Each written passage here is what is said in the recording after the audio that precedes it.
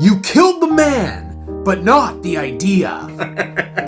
How do you roast a meltdown? As if this wasn't Leafs Nation the majority of the year, Chris Johnston, my Blue Jay bestie, and James Myrtle dropped the bomb of all bombs about a man who has so many glasses but lacks so much vision. Is Treliving getting fired? Is he not getting fired? Let's give him an extension. Let's fire him. And then there's this guy who's whispering sweet nothings to Keith Pelly's ear. I don't pay for ChatGPT, but I ran the Brandon Carlo trade, and I didn't want to split this into 5 or 6 different screen grabs, so basically ChatGPT said, yeah, no. I warned y'all, as soon as Pelly went on that stage and talking about streamlining and making cuts, I warned ya, this is not gonna go well. The Toronto Maple Leafs are one of the most profitable franchises in the NHL, and they cost cut like crazy. Again, I used to work at the CN Tower. They did this. It didn't go well.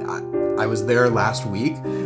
See, I told you, I look good in dim lighting. But holy Mackinac, this has been a failure. This is also an organization that didn't have Joe Bowen going on the road with the team since COVID.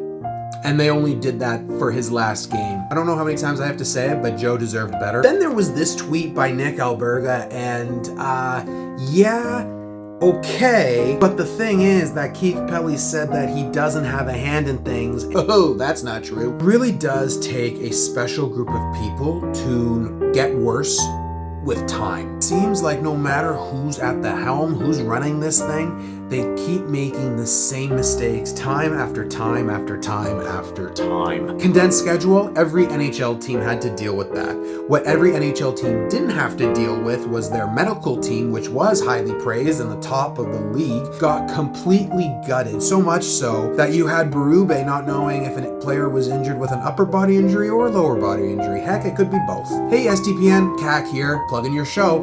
Last week, or it was earlier this week, it was reported by one of these 3 gentlemen that MLSE let go of people to receive mail and that they were having a team of interns do it.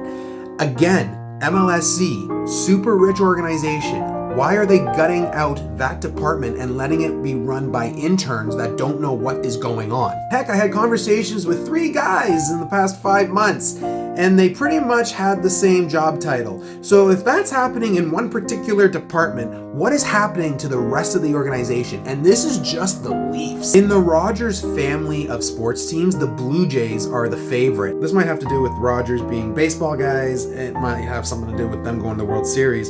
But yeah, the Leafs, they're not as high on the priority list as you think. I could go on for another 10 minutes about this, but I saw this coming. I tried to warn everyone.